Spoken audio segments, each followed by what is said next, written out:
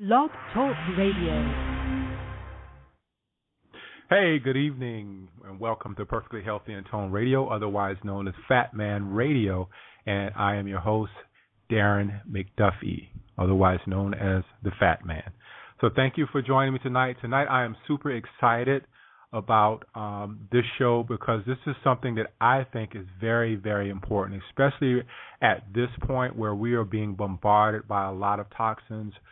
We're using a lot of plastics and different things. So I think this topic is very, very pertinent and is very important, and we'll be talking all about hormones tonight. But before we get into that and I bring my special guest on the show, I wanted to just give you some general announcements. I just finished up a blog post. I don't know if you guys are following my blog at imthefatman.com. I hope that you are, where I did a recent post called Cereal Killer Part 1, where I talk about whole grain cereal. A lot of the cereals, Corn Flakes, Fruit Loops, Lucky Charms, all that stuff is made out of grains, and I give you a rundown of what it's actually doing when you ingest those things. So this week I've been working on Cereal Killer Part 2, and it gets into the history of cereal and how cereal came about, especially Corn Flakes.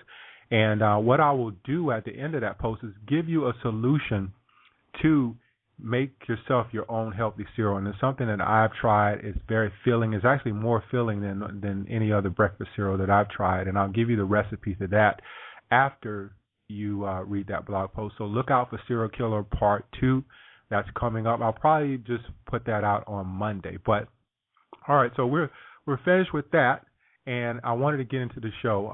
This show is the guest for this show is Dr. Kraszynska. She's a medical doctor out of Chicago, and she has so graciously offered to talk to us tonight about hormones. So without further ado, I wanted to bring Dr. Kraszynska on the show.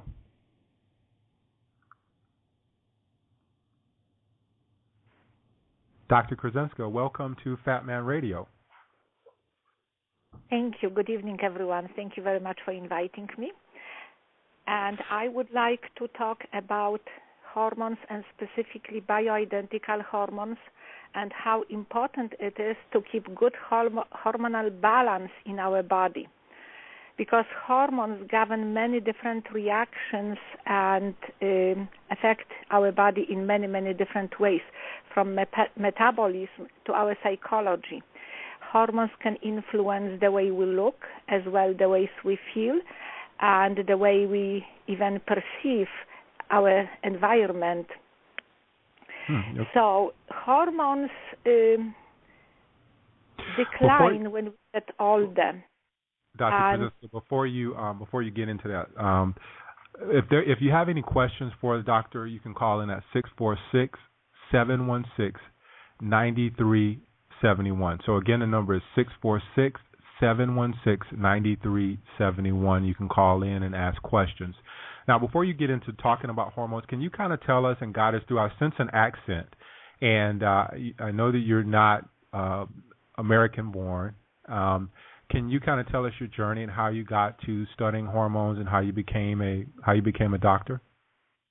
Well, yes, I finished medical school in Poland, and I moved to United States 36 years ago. I lived longer here than I lived in Poland, actually. So when I started residency training here at one of major hospitals in Chicago, the thing that I learned was that we should rely on pharmaceutical drugs, and anything like even taking vitamins was something that was considered waste of patients' money at that time. So for many, many years, I practiced primary care as family practitioner in Chicago. And during that time, I encountered numerous patients, different ages, and many of them quite young, in their 20s or 30s, who were complaining about some vague symptoms. And they were walking from one physician's office to the next, from doctor to doctor. Nobody exactly knew what was wrong with them because all their laboratory tests were normal. Nothing specific was discovered on examination, but the patients were not feeling well. Eventually, such patients were referred to psychiatrists because everything was believed to be in their head. Then when I changed my profile, I decided to integrate different methods into my practice, different testing, more in-depth and more specific. Then all of a sudden, all those who were considered hypochondriacs were seriously ill patients. Every single of their symptoms could be explained based on more in-depth laboratory testing. Now, when we look at just symptom and we try to address symptom only, this is like putting Band-Aid on a wound. You don't really care what's going on, you just want the symptom to go away. Now, if we try to find out what causes the symptom, because symptom is just our body telling us there is something wrong. You need to pay attention because, yes, I am giving you the signal that I'm missing something, something is not working properly. So when we have the symptoms and we try to ignore what can be the cause of the symptom, we can never effectively treat the disease. So in order to find out what is really going on, we have to find out what causes the disease, what causes the symptoms. And only through more in-depth testing and also looking at a person as a whole unit, not separate number of different organs and systems. And nowadays, people are going from one specialist to the next, and often cardiologists prescribe them medication that can cause some gastrointestinal side effects. And then when they say, well, right now I have this nausea or vomiting or whatever, then they are told to go to see gastroenterologists and they go from one next to the next specialist. Nobody really can tell them what's going on. We have to look at health as holistic unit. The whole body has to be healthy because all our organs and systems specifically, they work together, they support each other. So, for example, hormones are just one pillar that support our good health. We need to have also, it is very, very important, we need to have good, strong, well-balanced immune system, as well as we need to have good nutritional balance in our body. And nowadays, it's becoming more and more challenging for all of us to have nutrients that our body requires delivered every day. We eat breakfast, and then after that we need to take nutritional supplements because breakfast did not contain those nutrients that we need. We eat lunch, the same thing. So we definitely need to supplement our food because not only our food is being more and more processed and not very healthy for us to eat, but also the amount of different toxins in our environment creates more challenges for the body, more oxidative stress. And oxidative stress is damaging and deteriorating to all systems. Every single cell causes premature aging and eventually development of chronic illnesses that can lead to death. So it is very, very important to have good nutritional balance as well as strong immune system. Again, we are facing numerous challenges keeping immune system well balanced because our environment presents so many different challenges. We are actually bombarded with substances that were not known to humans not so long ago. Our body does not have metabolic pathways to address those different chemicals that enter our body on single everyday basis.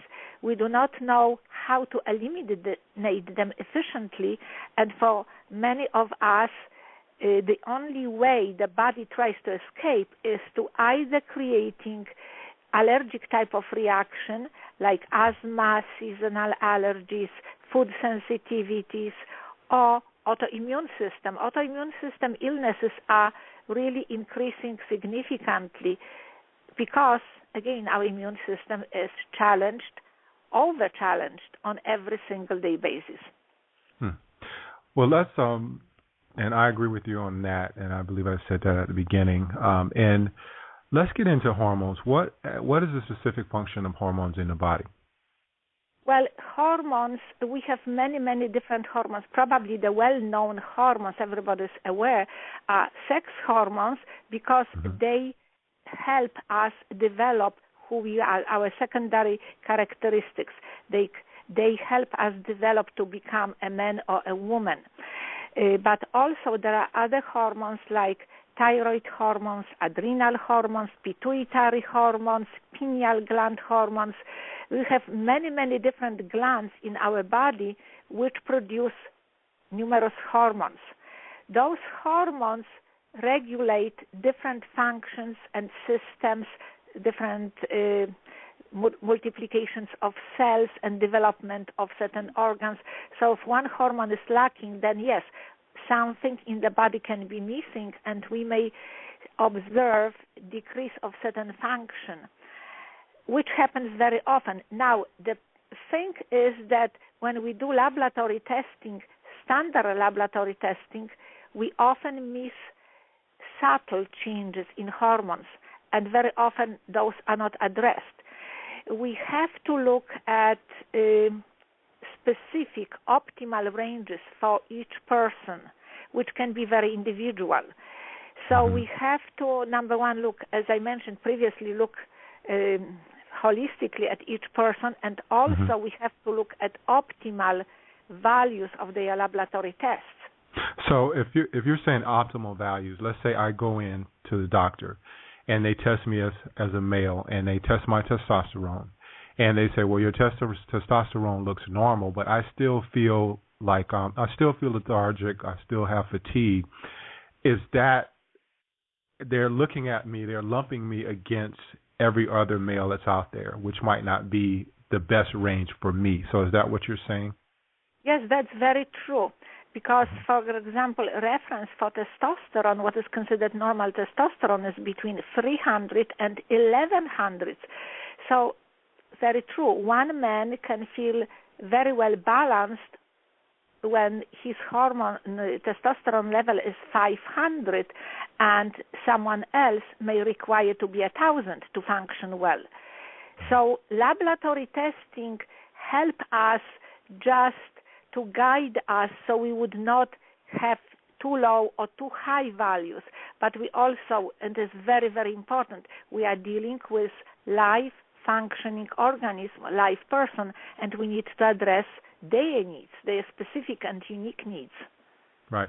Is there any place where, any time where hormones, especially our sex hormones, with women, with men it's testosterone, with women it's estrogen, is there a time when these hormones drop off? Like I think with testosterone, men peak at 18 or something like that, and I may be wrong, but is there a point where hormones need to be addressed, so to speak, that they're starting to drop off? Like I'm 43 right now, so I'm wondering if my hormones need to be checked specifically for testosterone. But I guess the question again is there a point where men and women seem to start to decline in production of hormones?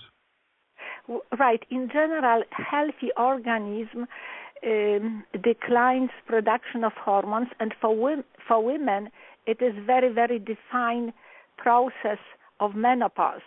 This is very significant, noticeable. Women complain, majority of them complain of different menopause-related symptoms. For men, the problem is very gradual and can actually escape. You may not even realize that your testosterone may be declining because testosterone starts gradually declining in early 30s and can drop down significantly. Again, one man can lose testosterone much faster than somebody else. And if this happens, yes, if this is such a gradual change, you may not notice, because if this is like slightly less today than it was yesterday, you will not notice much of a difference. However, when you over a period of time, you look and you say, well, I am 50 now, and I really do not feel the same as when I was 30, then you realize that maybe this is again related to hormones. In such situation, when someone starts complaining, especially to allopathic physician, they are usually told, well, you are getting older. I mean, you are not going to be 20 anymore. You are 50 right now, so what do you expect? You should sleep less. You should gain weight. You may have all sorts of different aches and pains because you are getting old. And that was accepted point of view for many, many generations, for thousands of years. People are accepting this. However, within recent maybe 20, 25 years, when medical science taught us that we can preserve our hormone at good youthful level until late in our lives, obviously we can feel much better and much healthier. And there are many scientific research studies which have been done that actually point to the fact that those, both men and women, who have better level of hormones than, for example, the same age group, other people from the same age group, they have fewer degenerative diseases, cardiovascular disease, Alzheimer's disease, osteoporosis, among others. So keeping hormone at good level can be of great benefit, because everything in nature, from plants, animals, and humans, was designed to come to this earth, develop and grow, reproduce, and after reproduction we are not needed. Our function basically finished. We can die. And yes, some animals die immediately after they lay eggs.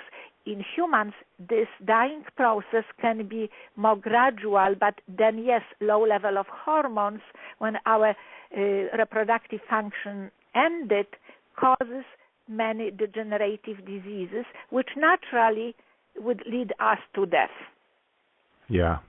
So you mentioned some things that can disrupt hormones, and I know we're just specifically talking about sex hormones, and that seems to be what most people are interested in.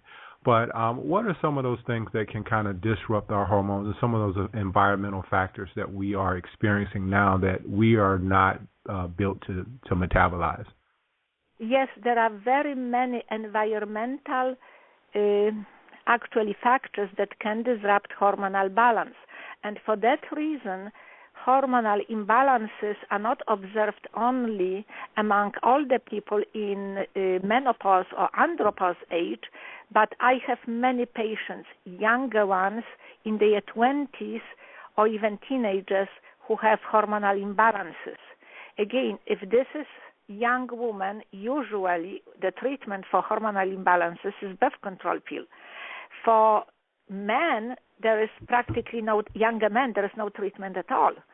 Now, very often in this younger generation, those hormonal symptoms can trigger emotional and mental problems like anxiety, depression, anger, mood swings. Again, I mean, they are given prescription for antidepressants, sleeping pills, which can create even further hormonal imbalances. Now, we can balance this in natural way since, I mean, early age to the very, very old age, we can balance hormones at any age. So whoever has any hormonal imbalances can be brought to good hormonal balance at any age. You don't have to wait, and you don't have to necessarily take birth control pills or some other antidepressants or sleeping pills to offset hormone-related symptoms. Now, you asked what environmental influences can affect our hormones.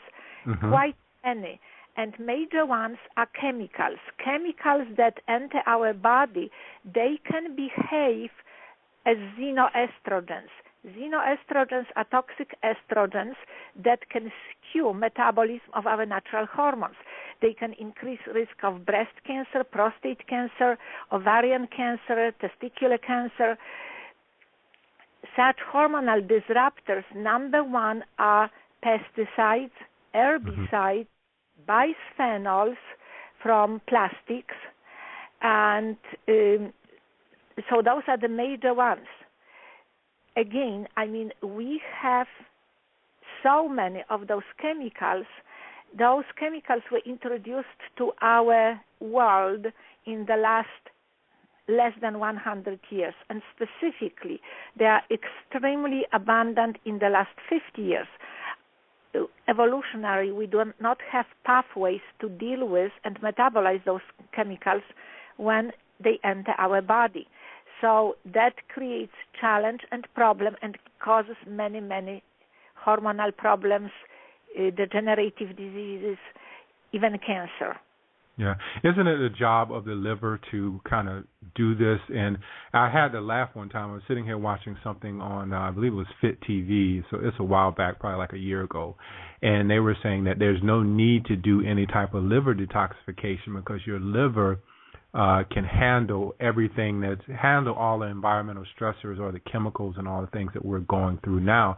Is that true in your retrospect, or your is it true in what you're seeing in your practice, or would you recommend doing some type of liver detoxification? Again, liver is a major organ of detoxification. Besides liver, we have kidneys, and also our skin detoxifies. We detoxify through sweating. And our kidneys also play a very, very important role in detoxification. And any of those organs can become overloaded with toxins. So yes, our liver was created in such a way that could handle average toxic load, but not excessive toxic overload. So yes, we need to protect function and support function of our liver, and from time to time try to remove excessive amount of toxins from our body through detoxification process. What are some of the things that you do in your practice to help with that detoxification? Well, major is, first of all, we have to eliminate unnecessary pollutants from our environment. So that will take and eliminate unnecessary load from our system. Whatever we have, we should start and look around our house, around our garden, and see what can we do better. Do we need to spray pesticides when we see the one little dandelion growing on our lawn? Dandelion actually is Mother Nature's gift to humans to help us detoxify after long winter, because during summertime we have, obviously in certain climates, we have more productive and abundant fruits and vegetables, and those fruits and vegetables that are very rich in antioxidants, then they naturally help detoxify. However, during winter, our detoxification organs, including liver, can become overloaded with those toxins. Well, nowadays it is happening very, very fast, and everybody can experience liver overloaded with toxins. So yes, we need to detoxify. Major supplement that can detoxify and help liver function and remove toxins from the body is number one, vitamin C. Vitamin C can help us remove many, many different toxins. Also, to efficiently remove toxins, we need other nutrients like antioxidants. Antioxidants are substances that create buffer in our organism between toxins and our cells. So those of us who have good level of antioxidants obviously can eliminate toxins faster and more efficiently. Major antioxidants, as I mentioned, are in fruits and vegetables, and also vitamins like vitamin C, vitamin E, beta-carotene, resveratrol, pycnogenol. Those are major antioxidants that help to remove toxins. Many toxins need to be kind of processed in our body before they can be eliminated. So they need to become from fat soluble into water soluble, and then yes, it is much easier, those water soluble toxins, to be removed. Now, if we don't have reserve or proper function of transforming those fat soluble toxins into water soluble, then those fat soluble toxins obviously will lodge in major organs that are very high in fat contents, and that is our brain. Our brain is built from phospholipids. Phospholipids are fatty substances, and actually our brain contains 75% of our brain tissue is made from fatty acids. So if we allow those fatty acids to be contaminated with toxic chemicals, obviously we will feel sluggish, fatigued, we will experience different memory problems, and even Alzheimer's disease and dementia, and I mean very, very serious problems can be related to neurotransmitters imbalance because of toxic overload. Now, with that, it kind of gave me an idea here about people who are overweight and how that relates to hormones. Or is that because the toxins are being stored? You mentioned the toxins being stored in the fat and the organs. What for someone who's overweight, how does that relate to hormones? Well, someone who's overweight, that type of person can accumulate obviously more toxins in their fatty tissue. And hormones, they actually affect our metabolism. Major hormone influencing our metabolism is thyroid hormone.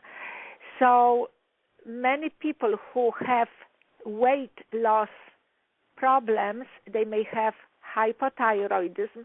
Very often hypothyroidism is being undetected because, again, the majority of physicians look only at laboratory values, laboratory range. So if someone has what is called presently subclinical hypothyroidism, very mild form, they would be not treated, and they would be told, even by endocrinologists, they would be told that nothing is wrong with them. However, such people may feel sluggish, tired, their metabolism can be very slowed down, and that can cause excessive weight gain. Now, hormones like estrogen and testosterone also play a very important role in fat to muscle ratio. Excessive amount of estrogen for both men and women can cause fat gain, and good healthy balance of in women estrogen to progesterone ratio can create silhouette that is more of a balanced between fat and muscle. And the same for men. Testosterone is major bodybuilding hormone and can speed up burning of fat and help us to build healthy muscle tissue. So yes, hormones also. Very often we think that yes, sex hormones are the only hormones. Hormones such as pituitary hormones influence our weight as well. For example, pituitary gland releases growth hormone, which declines with age, and growth hormone again is very much responsible for keeping very good balance between fatty tissue and muscle tissue.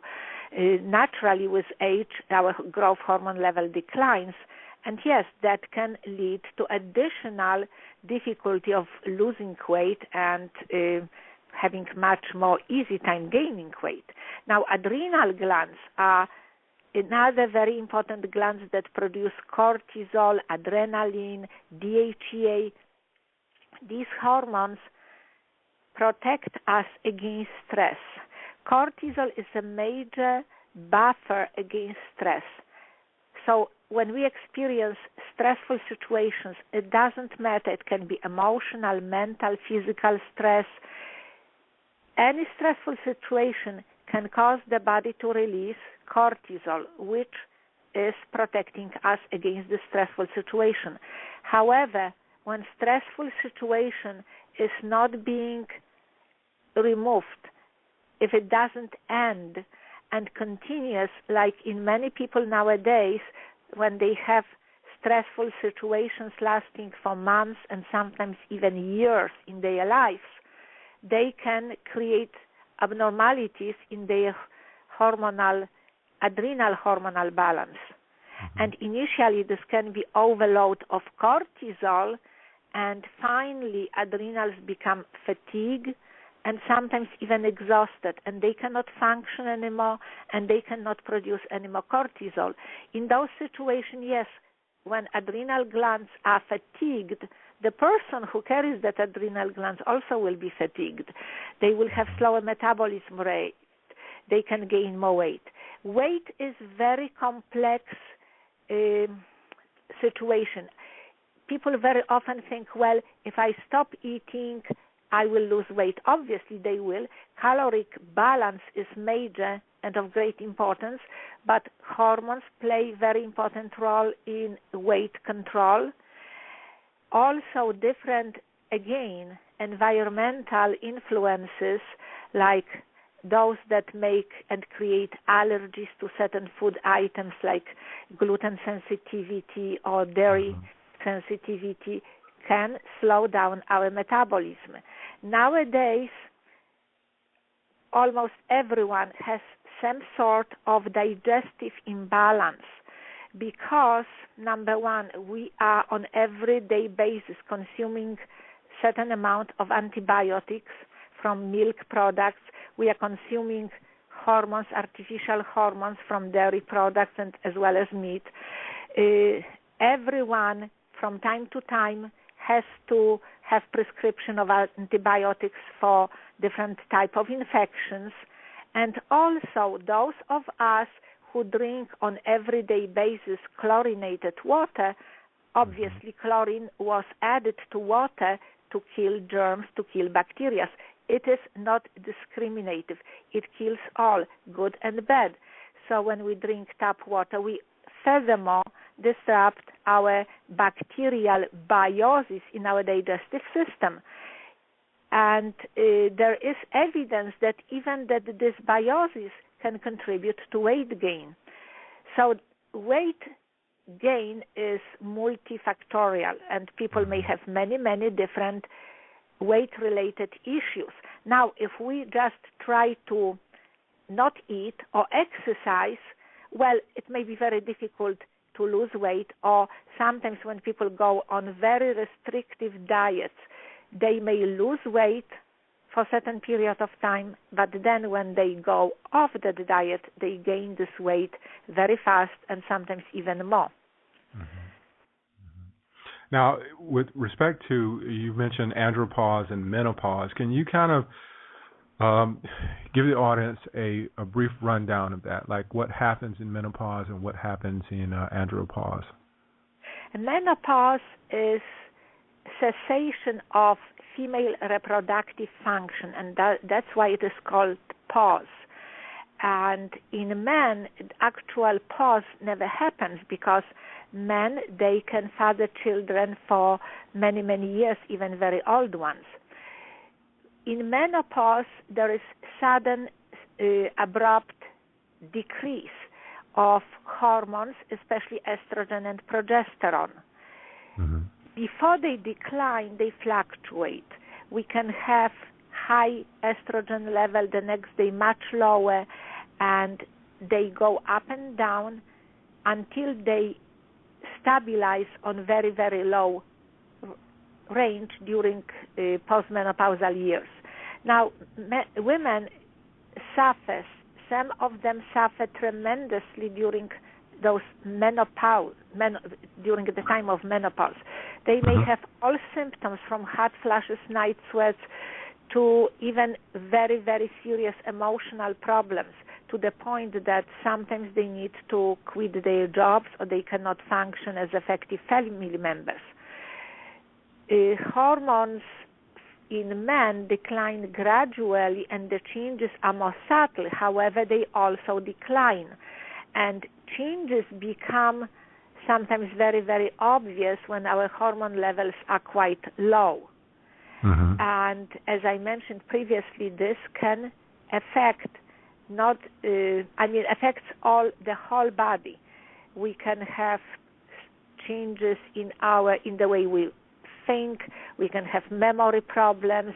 We can have problems with sleep and different type of anxiety. Now, both men and women can experience andropause or menopause symptoms. Even men sometimes can get hot flashes. They also can get insomnia. They also can get, accumulation of fatty tissue, specifically because when the testosterone declines, estrogen becomes relatively high, at relatively high level. So when this happens, yes, they may even experience noticing accumulation of fat in their stomach area specifically, as well as increase in breast tissue, changes in voice, emotional changes. So keeping hormonal balance, once again, is very important because this can affect us very, very negatively. Yeah. Now, is that what's happening to a lot of our men? Because you see a lot of men. I live here in Florida, in South Florida, and it's, we can go to the beach pretty much every day of the year unless we get a cold spell here. And you see a lot of men that have the visceral fat on their chest. A lot of men have the big bellies. But also what you see a lot of what I would call junk food eating, where they're eating potato chips, they're drinking beer, they're eating all these food. Is that contributing to some of the hormonal issues that men are having as well as women? Yes, obviously, our food can influence our hormones, as well as hormones can influence our metabolism. So yes, it is very important to pay attention to what we eat. And people, actually, majority of people eat what they decide they feel like eating. They don't pay attention what the food is made from, what are the ingredients in that particular dish. They just say, well, it looks good to me. I feel like eating it, so I'm going to eat this. Yeah. And yeah, you there? Yes, I'm here. Oh, okay. So very often, unscrupulous food manufacturers, they create foods that cause addictions because in that situation they can sell more. They can sell more of those products. So when you finish one bag of potato chips, then you feel like, well, I need to eat one more because you want to eat more and more and more. Natural foods, you eat 1 or 2 apples and you have enough, because natural foods create proper feeling of satiety and fullness in our stomachs, in our digestive systems, where foods that are overly processed encourage us to eating excessively. Right. Now, do you work with your patients? Do you work with them in changing their diet along with balancing their hormones? Yes, absolutely. Because if we would try just balance their hormones, then yes, they will have only half of the benefits. When we address everything, then they get much, much higher levels of benefit. And actually, I just recently was consulting with one of my patients who came to me several years ago. And at that time, he had many different hormonal issues as well as metabolic issues. He also had quite serious emotional problems. He was on antidepressants. I suggested that he makes certain changes. I recommended hormone to balance his hormonal imbalances as well as nutritional supplements, and I encouraged him to change his food. He took it very seriously, and he worked very, very hard, and it paid off. And his test results were very, very good. I mean, a few years later, because I do, besides hormonal testing, I do very extensive metabolic testing as well, where we can check and see if our amino acids, essential fatty acids, different vitamins, minerals are in balance. And this man accomplished this. Also, I observed that those who take holistic approach and make as many changes as possible to benefit their health, they have the best results. Hormone balancing, sometimes it is more difficult to balance hormones for those people who resist to change their diets or resist to eliminate certain toxic ingredients from their environment. Those who would do everything more cohesively, obviously they will have much, much better results, and they can be balanced with much lower dose of hormones. Yeah, I agree with that.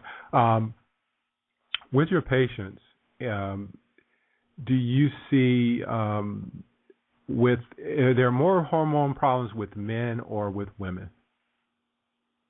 Well, or actually, both sexes can have very many different hormonal issues. And I observe hormonal imbalances in both men and women and even premenopausal age. And I have some patients, men patients, who are in their 20s and they need hormonal supplementation because their own body does not produce enough hormones. As well as I have some young women who suffered from many different problems, like, for example, anxiety. I had one patient who was she needed to go several times to emergency room because of severe anxiety. They couldn't find anything wrong with her, well, just anxiety. And finally, when she consulted with me, we discovered that she had quite significant hormonal imbalances. Few months later, she was doing very, very well. She didn't need any antidepressants or tranquilizers. Wow. Now, I don't know why this is coming to me, but I'm just going to ask. Migraine headaches, can those be influenced by hormones? Absolutely. Or is that something totally different? So that's the reason there is even condition that is called menstrual migraine, because women are more susceptible to hormonal influences and migraine. And migraine can be related to progesterone deficiency in women. So very many women who have progesterone deficiencies, they can experience migraine, especially in the second part of their menstrual cycle. Balancing progesterone helps them relieve migraine. Sometimes also estrogen fluctuations, sudden changes in estrogen levels can also create migraines. So balancing estrogen and progesterone can help. Okay. Now, with balancing, I want to get into the bioidentical hormones with that. And that's a natural way to balance the hormones instead of going on medications, because I know there's some medications out there that are not natural for our bodies. How do you work with your patients with the bioidentical hormones? And more specifically, can you kind of explain what bioidentical hormones are? When we try to create balance, we can only accomplish this through natural ways. Medications were not designed to create balance. They can only address symptoms. So the same is with hormones. When we have hormonal imbalances, subjecting the body to something not natural like birth control pills can create even more problems. Bioidentical hormones are human hormones which were created in the laboratory, because obviously we cannot extract hormones from humans. So those are the hormones that were created in chemical laboratory, but they have exactly the same chemistry, the same molecular structure as human hormone. Like, for example, bioidentical estrogen, when you look at chemistry, is the same as human estrogen, and the same with progesterone, testosterone, DHEA, and all other hormones.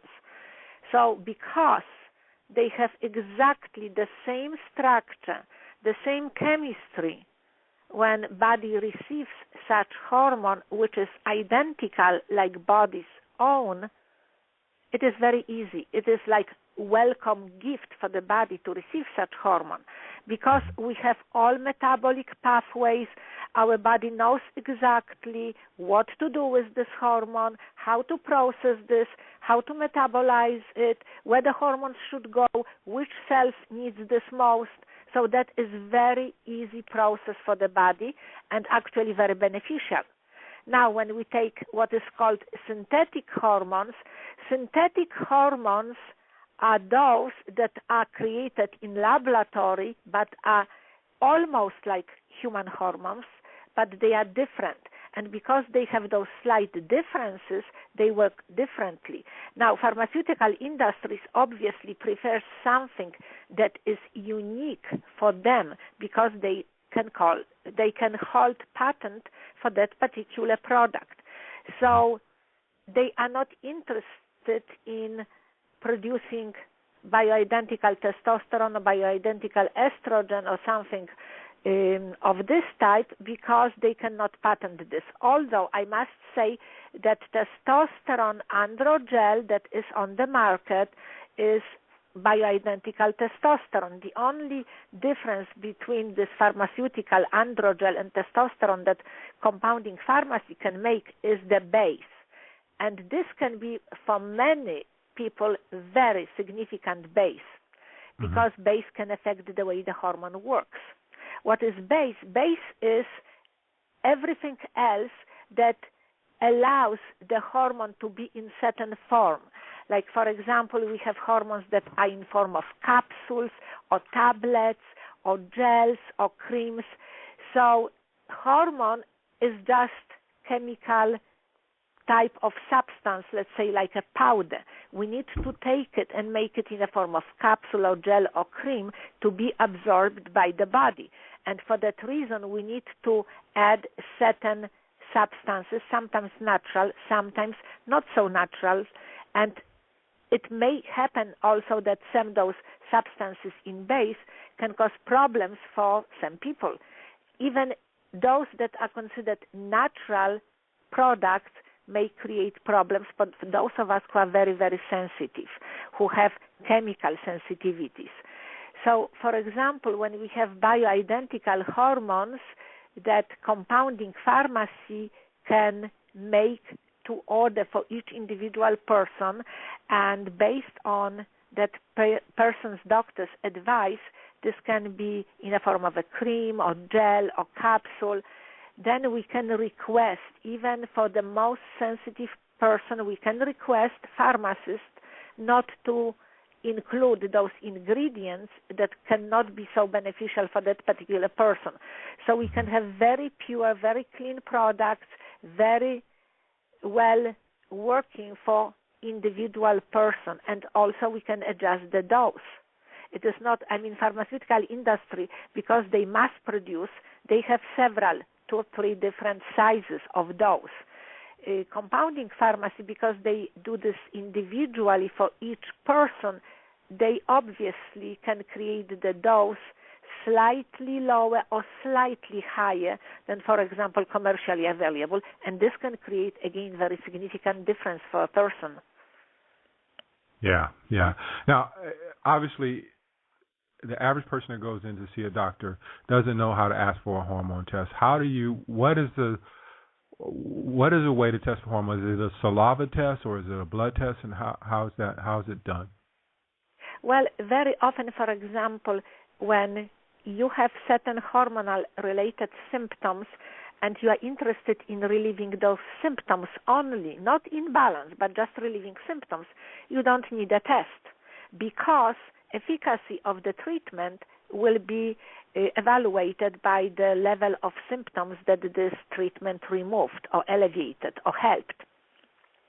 So, for example, synthetic or horse hormones used for treatment of menopause, they can be prescribed without any testing whatsoever. Now, the goal for this type of hormonal treatment is to relieve symptoms, and the lower the dose that relieves symptoms, obviously, is the most beneficial. Also, they try to keep the person on that hormone for as short period of time as possible, just to relieve symptoms. So, I mean, if symptoms are gone, then we know that we have the right dose. We don't need to check anything else. However, when someone comes to me and they complain of certain hormonal imbalances, and they are interested in bioidentical hormones, I actually don't prescribe other hormones. I mean, other hormones can be used in very few medically specific situations. But in general, bioidentical hormones are much, much more beneficial, much better, safer, can be used basically forever, for the rest of our lives. So there is no any dangerous situation as long as the dose is adjusted well. So we need to have, yes, baseline hormonal testing to see what levels of those hormones are. I do check hormones mostly through blood or sometimes 24-hour urine. Blood test is very fast, very accurate, very, very easy to do. Saliva, I noticed in my practice that very often is not the most reliable test. Saliva testing became popular because this type of hormonal kit can be ordered, from pharmacy, over the line, from catalog. You don't need prescription. For that reason, that became very, very popular within the last years. However, blood test is more accurate for testing hormones, all hormones except cortisol. Cortisol, I do check through saliva. However, all other hormones, yes, I draw blood, I establish hormonal levels, then we decide what should be the dose. I give prescription to bioidentical hormones to compounding pharmacy, and person can start treatment immediately. Very often those hormones work very, very fast, relieving symptoms, insomnia, hot flashes, night sweats. They can go in few days. Yeah. So yes, I do hormonal testing now. In order to keep balance, as I mentioned previously, we are all interested in keeping good level because that protects many of our systems. So we want to keep that systems. We want to know whether we have good hormone levels because symptoms may disappear after a few months. And we may feel okay. We may not realize that we can feel even better if our hormones were at higher, better levels. But we feel satisfied with whatever we accomplished. And we are not getting necessarily all the benefits protecting our major functions of body organs. That's the most important thing, actually, for bioidentical hormones. Majority of patients who come to me, they are interested in keeping good health for as long as they possibly can, and hormones can help them with this. Yeah. Now, with hormones, and this is probably the last question, and we'll end it tonight. But with hormones, if they go, let's say, a word I'll use here is unsupervised. If they go out of control or unsupervised, how can that end up for someone? What will happen? Uncontrolled and unsupervised, I would never advise this because this can be dangerous. If you overdose, yes, this is not beneficial for your body. You can create some dangerous situations. And if your hormones are very low, even though you don't feel any significant symptoms, you may not getting benefits. So from time to time, at least twice a year, having your hormones checked would be very good and sound investment into your health. Now, if they unchecked and your hormones are low, and what I mean by unchecked in this here, or if you're having progesterone hormone, can they end up within specific diseases that can happen from these things? Well, yes, it is. It has been very well documented by science. And for example, it was noticed for many, many years that women develop higher risk for heart attacks after menopause. They have also significant osteoporosis postmenopausally. They can develop memory problems leading to dementia and Alzheimer's. So yes, many degenerative diseases can be related to low hormone levels. Okay. Yeah, and I was reading something, and I don't know, I got two conflicting reports on low testosterone in men being a contributing factor to prostate cancer. Have you come across that? Yes, low testosterone, because usually those men who have low testosterone, they may have excessive amount of estrogen, which can create prostate enlargement and can increase risk for prostate cancer. Good level of testosterone throughout life usually does not predispose to prostate cancer. Mm-hmm. Yeah, because I read something and then I read a conflicting report, and sometimes you don't know what's right because you're getting two conflicting viewpoints. So I'm glad you cleared. That's very true. Like recently there was some study which was published which said that actually men who are on testosterone replacement can have side effects, and including strokes and heart attacks. Now, when we looked close at this type of study, this particular one, we noticed that the men in that study, they had very low level of testosterone.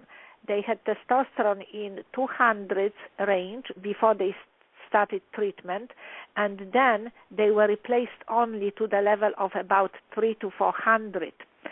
And their level of estrogen was not checked during this study. And we know that testosterone level less than 500 is not very protective for men. So men need testosterone to be at least 500 or higher. And also those men who had low testosterone and high estrogen level, they were more prone to developing coagulation problem, like increased viscosity of their blood leading to strokes, because estrogen, excessive amount of estrogen caused that problem. Estrogen increases blood viscosity, so high level of estrogen may make blood to clot faster, leading to blood clots and strokes, where, for example, good, well-balanced, low level of, men do need some estrogen. We don't want to lower and eliminate estrogen completely from men's body, but they need to have estrogen at certain level, not very high. If this goes higher, then yes, this can create problems. So that was the study that actually many other scientists disproved immediately. But from time to time, we observe those studies who tell you something that you think, well, wait a minute, this is totally different that I believed. So when we see something and when we hear something that is conflicting, the best advice is to research, do more research, more studying, learn more about this. Because then, yes, you may say, well, this study was flawed, or maybe what we are thinking so far, we were in error, and maybe we should change our thinking. So when we have many different viewpoints, then we can make so-called educated, well-informed decision. Right. And have our own informed opinion about the subject. Yeah, many people don't do that. Many people just see what they see on television, and if it says it on television, then that's what they believe. They never go in depth and read anything. So I agree with you wholeheartedly on that one. Is there any other parting words or anything else you wanted to cover with us? Actually, your site is mybioidenticalhormones.com, correct? Yes. Yeah, and you can go on there and you can check Dr. Kraszynska's site out. She has a wealth of knowledge on there, the things that we've been talking about, testosterone, andropause, different things for testosterone replacement, hormones for men and both women. So you may want to go on there and check that out. Is there anything else you wanted to cover tonight? Well, it is important to get educated on health-related issues, because the more we know, the more we can protect ourselves, take proactive approach. Actually, we should not wait and believe that, okay, since I don't have any symptoms right now, I don't need to worry, because very often problems with health, they are like icebergs. They develop under the surface, and when they break through, then it may be too late. So educating yourself on health topics, finding the best suppliers of quality food, nutritional supplements, balancing hormones, keeping stress level balanced, and immune system that can help us, and this can really pay off dividends of good health for the long, long time. Yeah, I'm going to have to steal that quote from you about the icebergs. I love that. So I'm going to have to steal that for you. It might pop up on Facebook, but I'll give you credit for that quote because I love that. But thank you so much for being on the show. I'd love to get you back on a later date so we can talk about the metabolic testing you do, because I think that's very important as well, and a lot of people have no idea about that type of stuff. And to talk more about hormones. But again, thank you so much for being on the show tonight. I really enjoyed it. It's my pleasure that I could share my views on health-related topic with your audience. It was wonderful, and I would like to thank everyone. Thank you very much. All right. Thank you, and I'll be in touch, Dr. K, okay? Thank you. All right. Good night. Have a good evening. Night. All right, so that's the show, guys and gals. Next week, I'm doing something as an experiment. I'm thinking about moving the show to Mondays and Wednesdays in 2014 with the new year. And reason being is that I think I'm competing with maybe another show. So, but that's okay. But I think I'm going to start doing a show on Mondays and Wednesdays. And hopefully I'll get into doing 2 shows per week. But next week on next Wednesday, this is going to be the bomb show. And we're going to be talking about cancer and ketogenic diets. I have Dr. David Jockers coming on. He's actually a chiropractor. Well, he'll be talking about the success he has with treating cancer with a ketogenic diet. And if you've gone back and you've listened to Frida Munkac, she has success with ketogenic diets as well in helping her clients lose weight. And we talked about that on that show. And you can always go on that show and visit the archives and listen to it. But next week, again, it'll be Dr. David Jockers, and we'll be talking about treating cancer with ketogenic diet. So as always, I'll see you at the same fat time and on the same fat channel. It's been Darren McDuffie, affectionately known as the Fat Man, and I am signing off. Peace.